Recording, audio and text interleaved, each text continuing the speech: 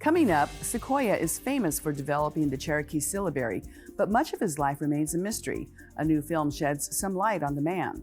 Plus, John Tsuda will join us for an inside look at news from the nation's capital. I'm Patty Thalohungva. Join us for those interviews, plus headlines from Indian country today.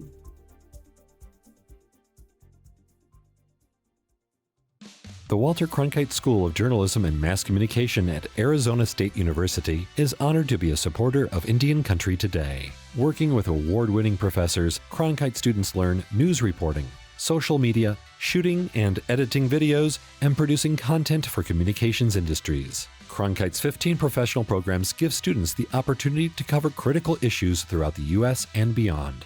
Learn more at cronkite.asu.edu.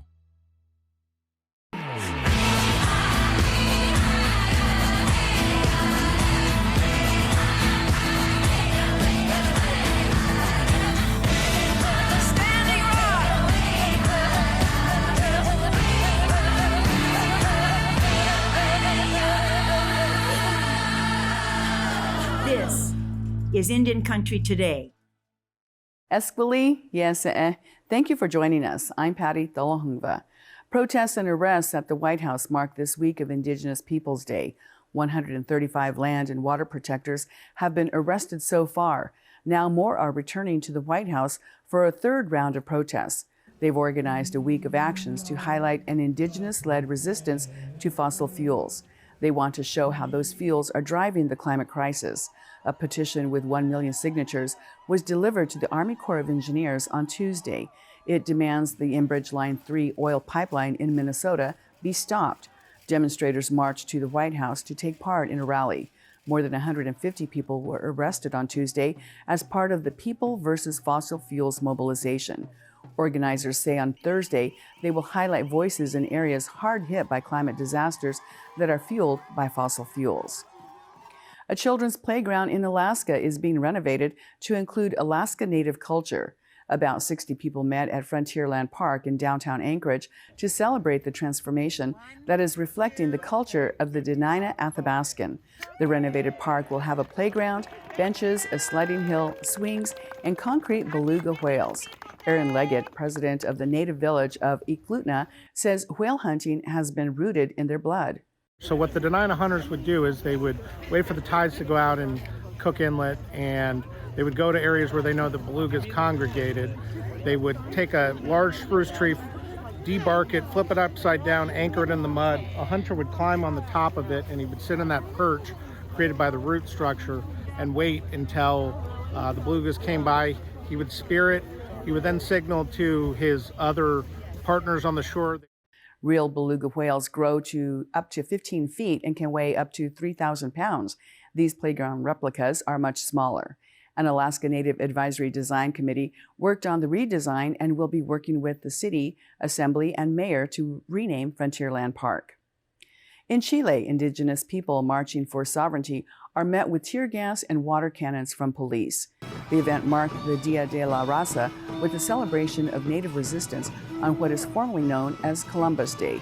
Protesters demanding self-determination for Indigenous people were sprayed with water cannons during a march led by Mapuche tribal citizens. Demonstrators tried but failed to convince the police to let the march continue. Police in riot gear used squad cars and tear gas to try and stop the protests before retreating. Kathy Uska Estrada Concha is a teacher who took part in the celebration. She spoke about the land rights of Indigenous people. This space is not owned by a government nor by a state. This space belongs to us, and we are heirs of everything that happened with the peoples, with each one, especially the Mapuche people, who continue to resist. Chile's Constitutional Convention will draft the new Magna Carta for the country. They may push for a new constitutional framework that is more respectful of Indigenous peoples. Duluth, Minnesota's City Council is condemning the legacy of Indian boarding schools. The City Council unanimously passed the resolution introduced by Renee Van Nett, who is the council president and an Ojibwe citizen. The resolution calls on Congress to create a Truth and Healing Commission to investigate boarding schools and take responsibility for its actions. Internationally, the issue regained attention after 1,000 Indigenous children were found in unmarked graves at a Canadian residential school. In the U.S., Secretary of the Interior Deb Haaland is midway through an investigation into Indian boarding schools in the United States. And this summer, Seattle's City Council unanimously passed a resolution similar to the one Duluth Council members approved. Well, it wasn't just Native people who celebrated Indigenous Peoples Day on Monday. From WNBA teams and prominent actors to cartoon characters, many took to social media to acknowledge the day. WNBA teams like the Seattle Storm and the Phoenix Mercury wished fans a happy Indigenous Peoples Day. The Mercury included artwork inspired by the Native clothing design OXDX. Actress Kerry Washington, who has appeared in the television series Scandal, tweeted her support, urging people to read Indigenous authors and learn Indigenous history. Singer and actress Beyonce Knowles posted to her website to honor the day, saying, quote, "Celebrating the originators, the first, their story." Even PBS's Molly of Denali took part. The show posted artwork and promoted a virtual rally for people to join. And those are the headlines for Indian Country Today. I'm Patty Tholahungva. Coming up, searching for Sequoyah in a new documentary. And John Tsuda joins us for a look inside Washington politics.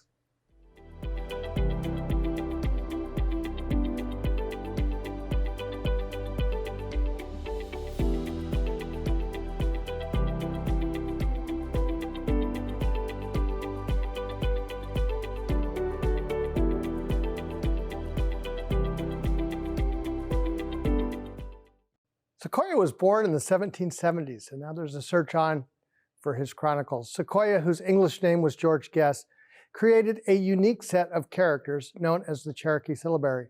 From Tuskegee, Tennessee to Zaragoza, Mexico, searching for Sequoyah takes viewers on a journey retracing Sequoyah's final quest, the mystery surrounding his death, and the legacy he left behind. Joining us is Leanne Howe, the writer and producer. She's Choctaw and the Eidson Professor of English at the University of Georgia, and Joshua Nelson, the co-producer and narrator. Nelson is Cherokee and an associate professor of the University of Oklahoma. Let's take a look at the clip.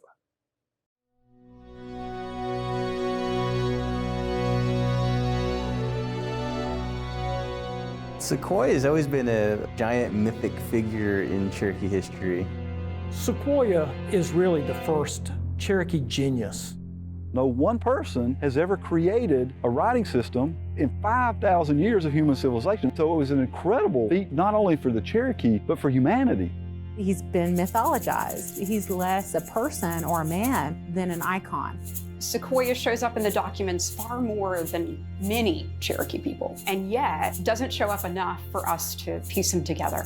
It's a really unique contradiction in terms of who the man was versus what his achievements were. He was an artist, he was a soldier, he was a politician, he was a diplomat. From his birth, which no one knows quite the date, to his death, no one quite knows. So his entire life is shrouded in mystery. People said he was crazy. People said he was doing something that was wrong. Yet here we are 200 years later, still talking about him.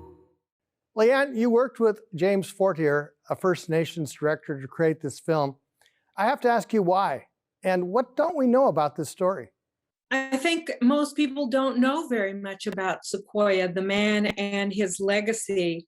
If they know anything about him, it's like, well, he has a tree named for him, so which is really kind of odd. But we wanted to tell the story of the man who traveled from what is the eastern part of the United States around Alabama, and they traveled to Oklahoma and then all the way into Mexico. And so on his journey, he was looking for Cherokees to reunite with what had then become the Cherokee Nation. And they asked him to go down to Mexico, to Zaragoza, to find other Cherokees and bring them back home into the Cherokee Nation. So we were intrigued. There has never been a film about Sequoyah and his amazing journey, plus the fact that he wrote the syllabary. And that's the first tribal language, and the characters that he used are all unique to Sequoyah. So it's a fabulous story, and we hope everyone will enjoy the film, but also learn something about his life. That actually is a good segue into Joshua, because language is some part of the story that you're particularly interested in. Maybe talk about what you learned on this journey. I learned a lot more than I ever expected to. So, of course, we knew that there was plenty to learn about Sequoyah, who's just this giant figure and a kind of a mythic figure. And then, there are these legends that grow up around him. And so to hear the accounts of descendants and others tell about the things that they'd heard from their families was, just remarkable. But I guess what I learned too, most saliently to me, was, it kind of comes out of this spirit of exploration that Sequoyah had. So, this guy in his 60s taking off on horseback from Tahlequah, going down to Zaragoza, just kind of blew my mind. And I think what I learned along the way there was that there's real reward in that kind of spirit. There's just this kind of transformational kind of experience that you have meeting people from all these different sort of places. And as we saw, finding traces of that Cherokee exploration, and not just Cherokees, other Southeastern tribes too, all along the way. And so just kind of thinking about, how far our people went back in days when travel wasn't super easy, across Comanche territory and across Texas, when Texas was not at its friendliest. Let's just leave it there. It was really inspiring to me. Leanne, one of the challenges of this film was so many descendants. Maybe talk about their reactions to the film and some of the stories they told you. This was the most rewarding part of the journey, is meeting Sequoyah's descendants. And Winnie Guest Perdue, traveled with us from Tahlequah, as Joshua was talking about, all the way into Zaragoza. And the fact that we find, as Joshua had just said, traces of him was very meaningful to Winnie along the way. It was a journey of remembering, and we're remembering him. And I was struck by the sincerity of the people at Zaragoza to also help us find him. And that was the biggest surprise to me in making this film. As we got to Zaragoza, we'd driven all that way, as Joshua was talking about, through various border crossings and so forth. And to get there, and the first people we meet, of course, is the mayor, Leoncinio Martinez. And we had a translator with us who told him that we were asking about Sequoyah, and he said, "Oh yes, we know Sequoyah." I could have fallen over, because so many people in the United States say, "Well, we don't know much about him," or if they've ever heard of him, it's around the naming of the tree. So it was a revelation that they not only knew him, but they also knew the stories of what happened to him. It was an amazing journey. There's a notion in societies that you need to have a canon of stories, those that really have broad representation among people who read. And Joshua, since you're in the classroom, I'm curious, do you think this is a canon story, not just for Indian country, but for the Americas? I'd sure like to see it become one of those canonical stories, not least because it celebrates something that we don't celebrate enough, I think, both in Indian country and in American society. And that's intellect and genius and inquiry, right? Curiosity. And I can't think of anyone who is a better figure for those kinds of values, right? I think, fine that we recognize people who are assertive and maybe, expanding into aggressiveness, but wouldn't it be nice to tell a story not about war, but about reunification, to tell a story not about, well, there are lots of ugly stories we could tell. This is a story of triumph, right? This is a story about bringing people together and just, digging in with all of your heart and brain to come up with something that unifies people and that moves them forward and carves out a space for them in a really challenging environment. Do you think Sequoyah was more well-known at his time, during his time, than he is now? People recognized him, to be sure. The Cherokee Nation pounded out a medal in his honor. There are all these resolutions. Once the language or the syllabary caught on in the language, people became broadly literate in a big hurry. And so when the Cherokee Phoenix starts coming out on press, people knew about Sequoyah locally. And of course, folks over in Washington knew about him too, not least because that newspaper represented a unifying force again, a way of keeping Cherokee people informed of the kinds of problems that they were facing with removal. So yeah, it was a brand new weapon in a lot of ways, and it garnered a lot of attention. You want to add to that, Leanne? I want to say that the history of this film, we started really talking about this film in 2006. That's James Fortier and I began to think about the possibilities of searching for Sequoyah. That's where the title comes from. And so, as Joshua was saying, the brilliance, the story there, it really captured our imaginations as far back as 2006. And we'd been ruminating about telling the story. And it's wonderful, and it's a delight to see it come to fruition. How is the film going to be distributed and shown? It's going to be shown on PBS stations around the country nationally, and throughout November. I think it airs on PBS November 1st, at least in this market. That's my understanding. I've seen the stations that have picked up the film, and I believe November 1st is our first date. I could be wrong.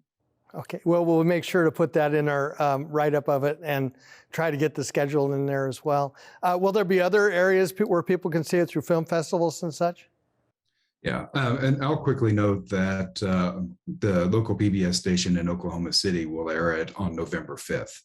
And then it'll show a couple of different times on one of their subsidiary stations throughout November. The film also got picked up by the American Indian Film Festival out of San Francisco, and they're doing a virtual festival. So people can log on there and they can get a pass to watch things for a day or longer, and they can view it there too. Leanne and Joshua, congratulations to both of you. Well, no, appreciate that. Galayedika. Yakoke Chicana, thank you. We'll be right back, and we'll talk Washington politics and tribal nations with John Tsuda.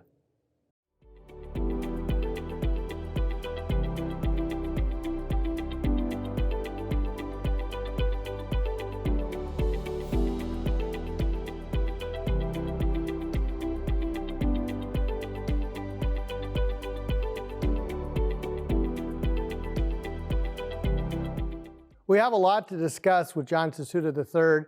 He's a regular contributor to Indian Country Today. John was the staff director for the Senate Indian Affairs Committee, and he's also a former Principal Deputy Assistant Secretary for Indian Affairs. Today, he is a partner with Navigators Global, which is a company that provides political services to several industries, including tribes. Welcome, John. Thanks, Mark. Thanks for having me again. I want to ask a big sky question, and that's about steering this ship called the federal government. Several years ago, the Trump administration moved the Bureau of Land Management to Colorado. Now it's going back the other direction. How do you keep this thing moving?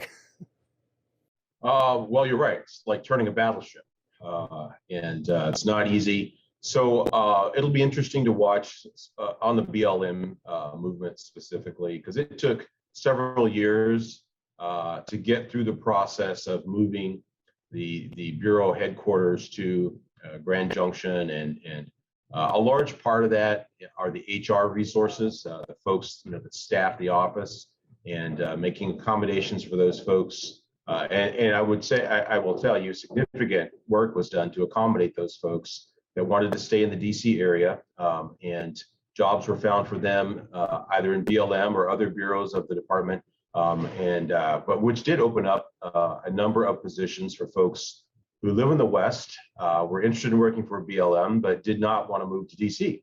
And so, but all of that is a significant process. The federal hiring process takes a lot of work to get through, especially when you hire a number of people at once. And so it was very complicated. And I guess now they're going to try to reverse engineer that. So I would anticipate it will take several years to get through that process. I'm not sure what the value proposition is in doing it so quickly. Stepping aside from the politics of it, you would like to think that reasonable minds would say, let's see how it works, and then after some time determine that it is or is not working before you kind of yank the trigger again to move. So, but yeah, it will take significant work to move it back. I'm kind of curious about the philosophical back and forth. And we really saw this during World War II at the Bureau of Indian Affairs when it was in Chicago. And on one hand, it's closer to tribal communities being in the West. On the other hand, you're far from Congress and the appropriations process. That tension is something that just is part of Washington. It is. We have a nation in which the capital is almost on the edge of the ocean at one end of the continent, and most of the country stretches out west from there. And so there's a lot of challenges that come with that, to be honest. And it is certainly from those who provide oversight and authorities, such as Congress does, as well as funding. They like to have people answerable to them, close at hand, to bring them in, to answer questions or put them on the spot. But there's a lot to be said for having these government offices located in areas in which they have significant responsibilities. They can be more responsive to the conditions that happen, where they actually deliver the services, for the land and the people that they deal with. And you're right, BLM is at kind of top of the list right now, but with the BIA, it's an interesting question. And I would say there are so many people, the BIA is a good example, who would be interested in good people who would provide a lot of value to Indian country. But moving to DC is just a major, major hurdle for them. If you had offices located somewhere in the West, closer to where their family is, where their kids go to school, where they own houses or live, it would make it so much easier for them. And I think the bureaus would attract so much more, valuable personnel into the government. And from time to time, it comes up as a broader issue when people say, let's move the whole capital to the center of the country and start over. Doesn't go very far. No, it doesn't. Well, we can't even get, talk about things like changing internal rules like filibusters and stuff without, tearing everything down. I can't imagine moving the capital. Exactly.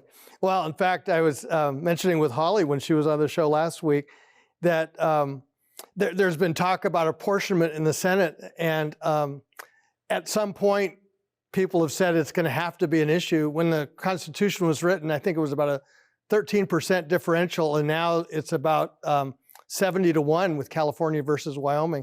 So some of these really structural issues just keep staying back away from everybody. Right. It's interesting. I think the in my sort of view, the writers of the Constitution, the founding fathers had a notion that we needed some flexibility, that the country would continue to grow and there would be changes. So they kind of built that in. I'm sure nobody could imagine at that time that, what the country would look like, the size of it, the size of the states, the size of the population. I'm sure to, one of our founding fathers, 350 million people as a population is staggering. I mean, just probably couldn't comprehend it. That's exactly right. We only have about a minute left, but I want to shift to another same theme, and that is natural gas and oil development and the protests going on primarily from the left against the Biden administration moving too fast on climate, or not fast enough on climate issues. Right. Well, so, this is another debate that has a lot of handles on it. And certainly there's a lot of alarm bells ringing about how quickly climate is changing. And, scientists, around the edges can have some differences about what are the causes, but certainly there are changes happening. And so the real question, I guess, and one that America struggles with in general, and it's a real issue for Indian country as well, is how fast do you change? For tribes, so many of them are still heavily dependent upon natural resources, to fund basic services for the tribe.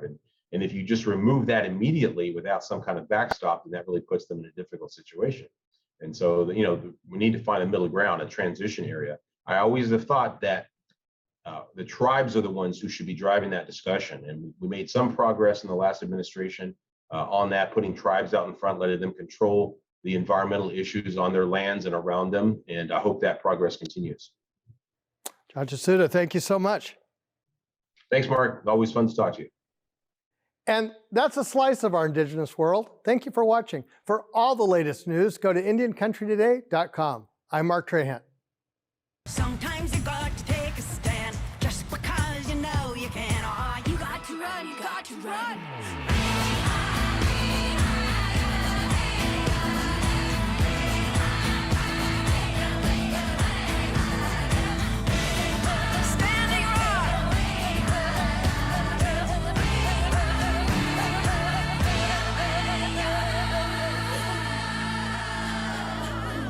This is Indian Country Today.